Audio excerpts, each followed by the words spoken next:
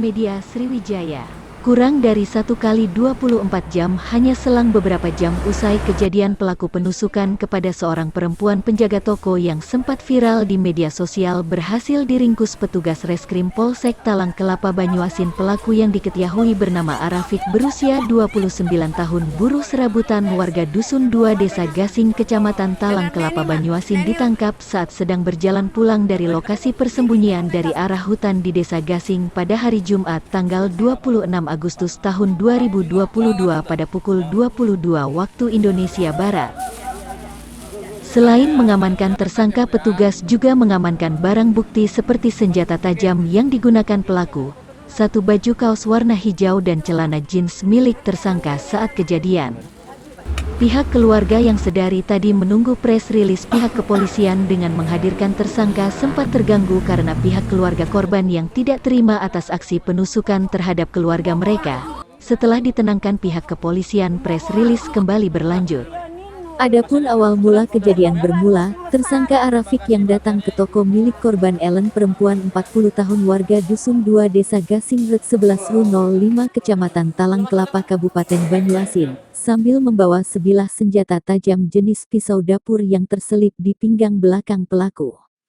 Kedatangan pelaku ke toko korban pada Jumat tanggal 26 Agustus tahun 2022 sekitar pukul 8.30 WIB untuk mengisi pulsa dana top up sebesar 250.000, karena korban mengenal pelaku lantaran pelaku sering datang ke toko korban mengingat suasana saat kejadian korban seorang diri. Tersangka dengan alasan tersinggung dengan kata-kata korban dengan membabi buta menyerang korban dengan pisau dapur sebanyak 14 tusukan di sekujur dan wajah korban. Dari rekaman CCTV antara tersangka dengan korban bergulat di dalam toko, bahkan korban yang berusaha melindungi diri terus bertahan hingga baju tersangka terlepas dari badan terangkat kabur tanpa menggunakan baju, sementara korban ditolong oleh tetangga ke rumah sakit menggunakan sepeda motor. Atas perbuatannya percobaan pembunuhan berencana, percobaan pembunuhan, penganiayaan berencana dan penganiayaan berat, di mana tersangka dijerat dengan pasal berlapis, yaitu primer pasal 340 KUH Pidana Jo, pasal 53 KUH Pidana subsidiar pasal 338 KUH Pidana Jo, pasal 353 ayat 2 KUH Pidana lebih subsidiar lagi pasal 352 ayat 2 KUH Pidana dengan ancaman pidana hukuman mati, hukuman seumur hidup dan atau hukuman penjara paling lama 20 tahun. Di dalam ruko korban. Pada kejadian tersebut, yang pertama cukup viral karena ada rekaman CCTV tindakan yang dilakukan tersangka terhadap korban. Pada saat kami melakukan pengembangan melalui mengambil keterangan bahwa dalam pengakuan korban berawal dari korban akan mengisi top up saldo aplikasi Dana. Tersangka mengatakan kepada korban untuk diisikan saldo Dana sebesar 200.000. Sabar. Oke, cut ya, bentar.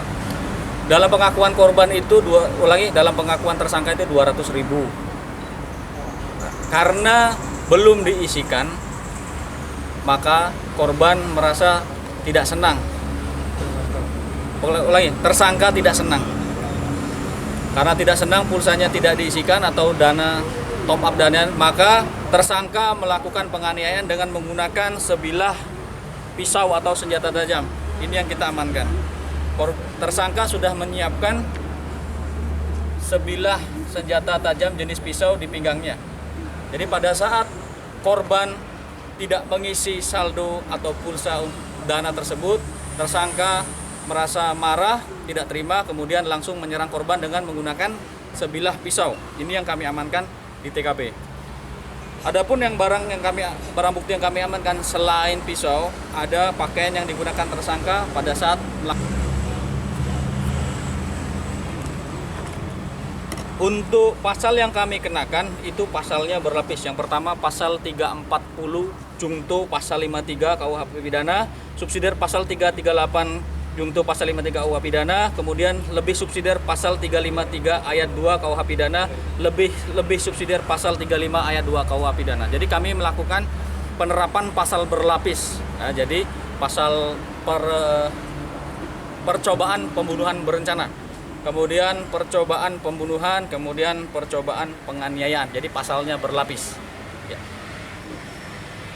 Ada pertanyaan dukungan dari warga tempat tinggal korban, kurang dari 1 kali 24 jam tersangka bisa kami amankan.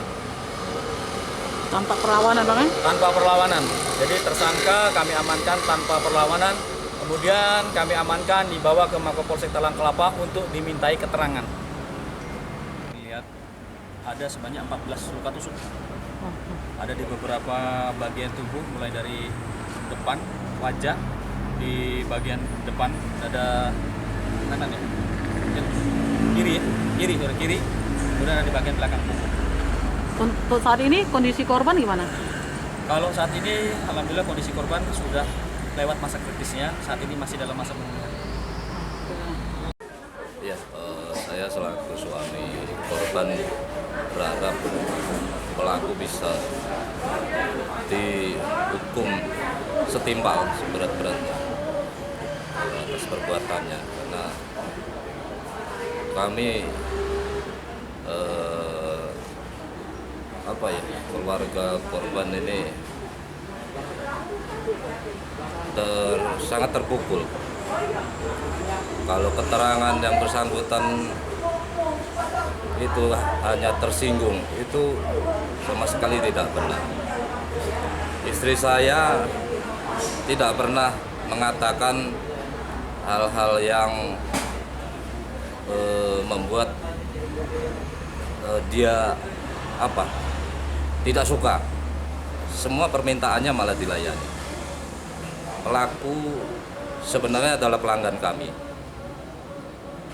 Selama saya di sana sama istri saya, beberapa kali memang sering dia beli top up dana, ya. Dan kita layani terus, nggak ada masalah, nggak pernah ditolak atau gimana. Jadi keterangan pelaku sama sekali tidak benar. Tapi ibu itu Apa? ada ngisi kan? Apa? Ada ngisi. Cak mano, coba. Bu. Oh, yang bener kok jelasnya. Yuk. Pulsa. Dana. Pulsa apa dana? Dana. Dana. Terus? Berapa katanya kan? Ah, Itu yang 2,5. terus? Yo katanya. Apa duit katanya kan? Ada aja kalau dikit-dikit ngomongnya. Ah, Yo, dan. terus? Dia ada ngomong. Apa? Ada ngomong ibu itu. Ngomong apa? Bergaya. Awak saro. Nah, terus? Gue ada keluar katanya. Terus? Macam baik pak omongan dia pak. Jadi Terus kau ngapain habis dia ngomongnya itu? aku sakit hati ya pak. Ah, terus? Kejadian lah aku Dari mana kau bawa pisau itu? dari rumah. Dari mana? Apa kau bawa? Kenapa kau bawa ini? Rencananya aku nak ngembek daun ini pak, daun apa? Dan apa? Daun sawit untuk ke sapu lidi. Sadar kau ngelaku itu? Sadar pak. Sadar ya? Sadar apa habis ngapain kau?